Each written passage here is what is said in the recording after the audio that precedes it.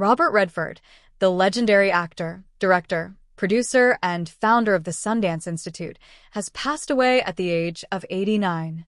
He died peacefully in his sleep on September 16, 2025, at his home in Sundance, Utah, surrounded by loved ones.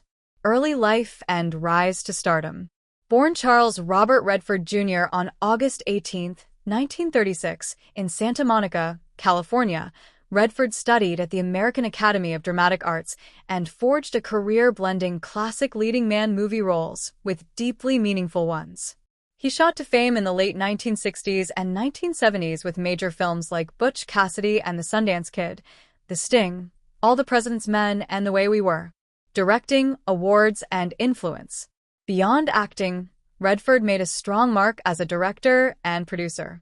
He won the Academy Award for Best Director with Ordinary People, 1980, and was nominated multiple times for both his directing and acting work.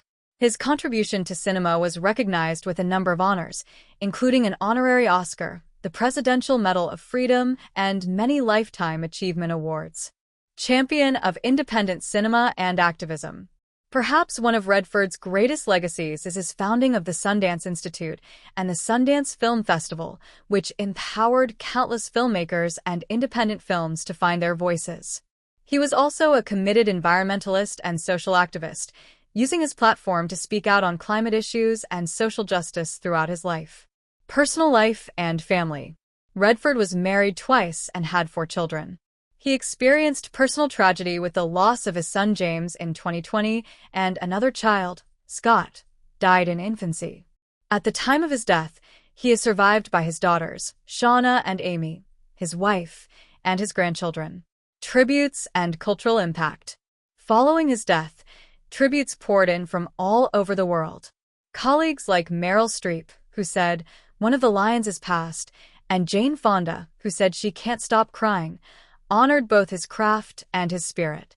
His influence transcended acting as an institution builder for independent film, an early voice for environmental causes, and someone who inspired both peers and younger generations in Hollywood and beyond.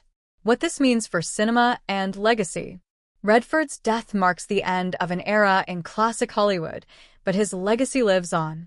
The Sundance Institute and Festival continue to shape emerging voices. His films remain cultural touchstones. His public advocacy serves as a model for artists wanting to make an impact beyond the screen. The question now is, who will carry the torch? And how will future generations adapt Redford's commitment to both art and activism in a changing landscape?